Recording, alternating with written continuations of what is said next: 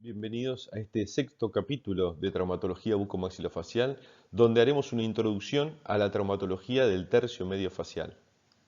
Sería injusto hablar de traumatología sin mencionar una de las obras más importantes que hay sobre el trauma oral y maxilofacial, que es el libro de Fonseca Walker. Bob, un gran cirujano, pero sobre todo un excelente ser humano,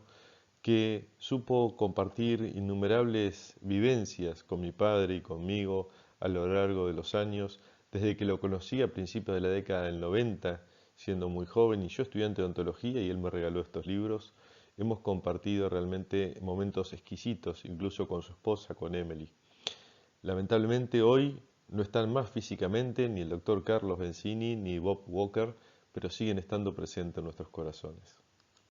Hablar de traumatología del tercio medio inferior de la cara es hablar de la traumatología bucomaxilofacial. Aquel que desarrolla la práctica habitualmente es el cirujano maxilofacial. Compartimos algunos espacios en el territorio con los otorrinos, con los cirujanos plásticos e incluso cuando es un traumatismo panfacial que involucra también el tercio superior, compartimos nuestra actividad, nuestra práctica junto con los neurocirujanos. En la introducción de la traumatología siempre me gusta mostrar esta imagen que ven sobre la izquierda que dice trauma a primera vista diagnóstico, porque es una imagen que mi padre desde la década del 60 fue mostrando para introducir en el tema porque hay algo que es fundamental y si bien parece una peregullada, hay que resaltar que de la clínica se nace y a la clínica se regresa en el diagnóstico porque el profesional ante el paciente traumatizado tiene que primero palpar al paciente para observar esos escalones, esas saliencias óseas, esas situaciones clínicas que van a determinar la presunción de una alteración en las estructuras morfológicas esqueléticas y a partir de allí solicitar los estudios complementarios. A veces vemos los residentes o los estudiantes avanzados en la carrera que ante un paciente traumatizado van a la gaveta a buscar los estudios de diagnóstico por imágenes, tomografías, radiografías, antes de impartir un posible diagnóstico. Es necesario volver a la clínica, volver a las bases, conocer nuestros pacientes, el territorio, palpar al paciente y a partir de allí implementar los estudios complementarios que sean requeridos para poder arribar al diagnóstico de certeza. Cuando vemos un paciente en esta situación, no hay que ser muy avesado para saber que tuvo un traumatismo facial, pero obviamente lo que es fundamental a través de la palpación, determinar si estos son simplemente laceraciones de tejido blando o tiene también afecciones en las estructuras óseas. Obviamente en este caso los tiene y se piden los estudios complementarios, básicamente una tomografía, y a partir de allí se pueden luego implementar las maniobras quirúrgicas para resolver el trauma en instancias iniciales. Pero para poder abordar el tema de traumatología, como cualquier tema de la cirugía bucomaxilofacial, es indispensable reconocer la anatomía, tanto la osteología como la angiología, la miología, la esplagnología en general, son fundamentales para conocer el territorio donde nos vamos a desarrollar, donde nos vamos a desenvolver durante toda nuestra vida, pero fundamentalmente la relación entre lo que es la osteología y la miología para cómo las fuerzas del impacto van a desplazar en forma primaria las estructuras óseas y la atracción muscular puede hacer un desplazamiento secundario. También es importante, obviamente, la angiología, miología y la neurología para determinar las áreas de abordaje quirúrgico, manteniendo la integridad de las estructuras nobles anatómicas. Si bien cuando un paciente tiene un traumatismo del tercio medio e inferior asociados, comenzamos la reducción, contención y fijación a expensas del maxilar inferior, por una razón académica vamos a comenzar el desarrollo de la temática hablando del tercio medio facial y aquellas fracturas que son más complejas a este nivel. El maxilar superior contiene el seno maxilar y presenta una pared anterior y un techo adelgazados. Esta neumatización y su constitución en forma de arbotantes determina un sistema de cavidades que tiene como finalidad lograr la fragmentación de los vectores de las fuerzas verticales para que se dividan en otros vectores de menor magnitud. Así las cargas oclusales producidas por la masticación no se transmiten intactas hacia la base del cráneo y el estrés que recibe es mucho menor. Oberdan describe el sistema de pilares y arbotantes que delimitan entre sí las cavidades neumáticas. Hay tres pilares verticales y tres vigas de refuerzo horizontales. De los tres pilares que mencionamos verticales, podemos hablar del pilar anterior o canino, que parte del alvéolo del canino, se dirige hacia la escotadura piriforme y finaliza en la parte interna del reborde supraorbitario. El pilar externo o maxilomalar nace en la región del primer y segundo molar, se continúa por el reborde orbitario externo y por la parte externa del reborde supraorbitario del hueso frontal. Finalmente, el posterior o ptrioideo nace en la unión de trigo maxilar y asciende hacia el cuerpo del efenoides, para extenderse por la parte interna e inferior del ala mayor del efenoides. Es importante tener en cuenta que estos tres pilares verticales resisten y transmiten eficazmente las fuerzas ascendentes de la masticación. Las tres vigas de refuerzo que mencionamos están conformadas por la viga del reborde orbitario inferior, que une los cuerpos del malar entre sí y la parte superior del pilar canino, la viga de aplapófisis cigomática, que une el cuerpo del malar al temporal a través de las raíces transversas y longitudinal del arco cigomático, y la superficie palatina, que une entre sí los tres pilares verticales. Este conjunto de pilares y vigas asegura durante la masticación la estabilidad del plano oclusal y se encuentra competente ante las presiones verticales de los músculos masticadores que se insertan en el cráneo. No obstante, esta configuración geométrica fracasa ante un traumatismo de dirección oblicua u horizontal. Hay que tener en cuenta que estas estructuras anatómicas no están preparadas para recibir los impactos en estas direcciones y sumado a esto con la sinergia que se presentan hoy en día en las diferentes etiologías que hemos analizado en los capítulos anteriores. Lo que sí es importante tener en cuenta que cuando uno comienza la reconstrucción de este tercio medio facial, justamente los elementos a considerar para devolver la morfología del rostro va a ser la reconstrucción de estos pilares y estas vigas. En cuanto a la etiopatogenia, vamos a ver que es común al resto de la traumatología maxilofacial, como hemos analizado en los primeros capítulos, y la edad dominante está comprendida para lo que es el tercio medio facial entre los 20 y los 45 años, sin excluir la infancia ni la edad adulta, pero son menos prevalentes. El predominio del sexo masculino es muy marcado, algunos autores hablan de un 75% de prevalencia, en nuestro caso representa el 83% de los pacientes que tienen fracturas del tercio medio. Analizando la etiopatogenia del trauma del tercio medio facial exclusivamente, hay un trabajo muy interesante de Pons donde estudia 1.685 casos con fracturas del tercio medio facial y determina que la principal causa es el accidente de tránsito, seguida por los accidentes domésticos, los accidentes laborales, el accidente deportivo y luego otras causas en menor cuantía.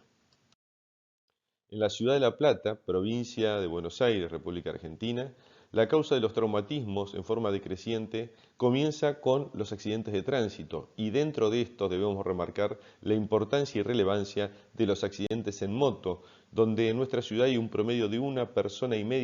por día que sufre un accidente en moto con traumatismo del tercio medio es extremadamente elevado y lamentablemente la falta de educación, la falta del uso de un casco integral protector, como mencionamos en seminarios anteriores, hace que los efectos deleterios de ese trauma sean realmente muy importantes. En segunda instancia, las agresiones en riñas y asaltos son una situación muy frecuente. La violencia en la sociedad está cada día más instaurada, a veces por el abuso de alcohol y drogas, otras veces por los problemas de educación propio de la comunidad, pero hay algo importante, dentro de este grupo también tenemos las agresiones domésticas, las agresiones que se producen por violencia de género, donde lamentablemente las víctimas, a diferencia de los otros trabajos, son netamente las mujeres. Entonces, en toda la traumatología del tercio medio, como el trauma en general, la preponderancia se da mucho más en el sexo masculino, pero en la violencia de género se ve obviamente afectada lamentablemente mucho la mujer. Luego siguen los accidentes de trabajo, los accidentes deportivos, remarcando igual que cuando lo hablamos las generalidades del trauma, con una prevalencia mayor del trauma amateur que del paciente que tiene una práctica deportiva profesional, y los accidentes domésticos, que en estos últimos meses se han incrementado sustancialmente, producto del aislamiento preventivo, social y obligatorio que se está produciendo no solo en Argentina, sino en el mundo por la pandemia del COVID-19. Es importante resaltar que hay otras causas menores, no por eso menos importantes, pero sí menos prevalentes. Si analizamos las consultas que habitualmente recibe el cirujano bucomaxilofacial, vamos a ver que de todas las consultas traumatológicas, el 72% corresponden a fracturas exclusivas del tercio inferior del rostro, mientras que el 28% corresponden al tercio medio y superior. Específicamente en lo que es el tercio medio, hay muchas clasificaciones, la universalmente más utilizada es aquella que propuso René Lefort, de Lefort 1, Lefort 2, Lefort 3, donde la fractura tipo Lefort 2 tiene el 57% de la estadística, un 27% de la Lefort 1 y un 16% de la Lefort 3. Los principios del tratamiento de una fractura del tercio medio facial o cualquier fractura bucomaxilofacial no son ajenos a los de cualquier otra fractura del cuerpo. La reducción, contención y fijación son los principios básicos a implementar. Hay que tener en cuenta que obviamente en fracturas favorables, sin desplazamiento, que no son conminutadas, que no tienen otra inclusión de cuerpos extraños u otras complicaciones, muchas veces la reducción y la contención es suficiente para resolver el trauma.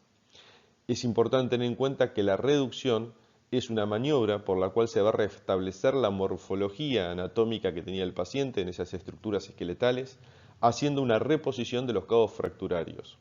La contención es la estabilización temporaria de los cabos fracturarios, que en el caso de que sea una fractura favorable, esa contención se puede mantener en el tiempo, aproximadamente 45 días, para que consoliden esa posición. Cuando las fracturas son desfavorables, que tienen un desplazamiento por tracciones musculares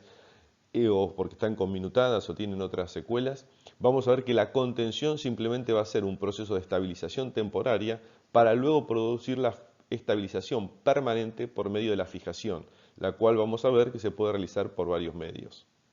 En cirugía bucomaxilofacial, para realizar la contención de las fracturas de tercio medio y o tercio inferior, lo que hacemos habitualmente es un bloqueo intermaxilar, es decir, llevar los maxilares a oclusión. Antiguamente se hacía, como vemos en la imagen central superior, un vendaje tipo Barton para contener las estructuras óseas. Hoy hacemos el bloqueo intermaxilar asistidos por tornillos, es lo más habitual en traumatología, tornillos con alambre, como vemos arriba a la izquierda, tornillos con gomas, como vemos arriba a la derecha, sobre todo cuando hay fracturas condilares, y con estas gomas dispuestas en alguna posición podemos guiar el movimiento de apertura y cierre sin laterodesviación.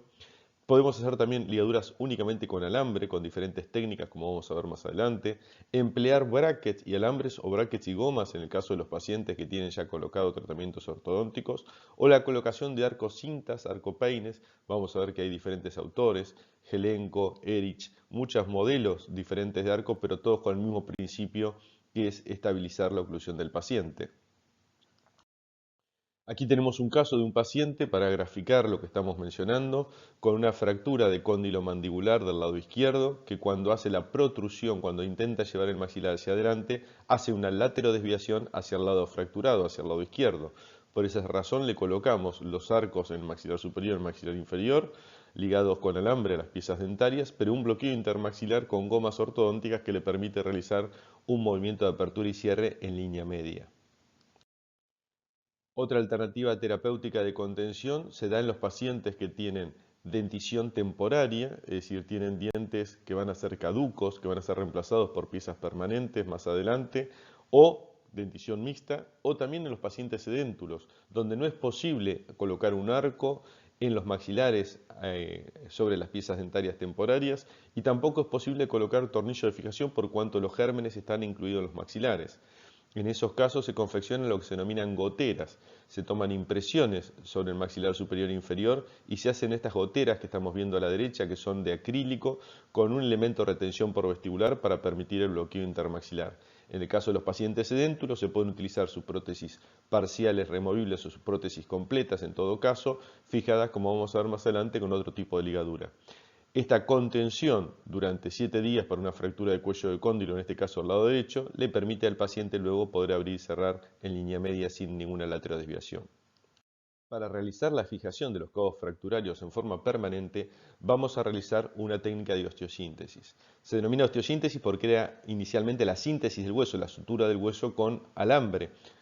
La síntesis ósea se sigue utilizando, el alambre se sigue utilizando, pero en general ha sido reemplazado por placas y tornillos de titanio. En algunos casos pueden ser tornillos de tracción, como vemos abajo a la izquierda, o placas de titanio asociadas a tornillos, que pueden tener una versatilidad de ser placas de compresión o placas de estabilización, como veremos en otros seminarios más adelante.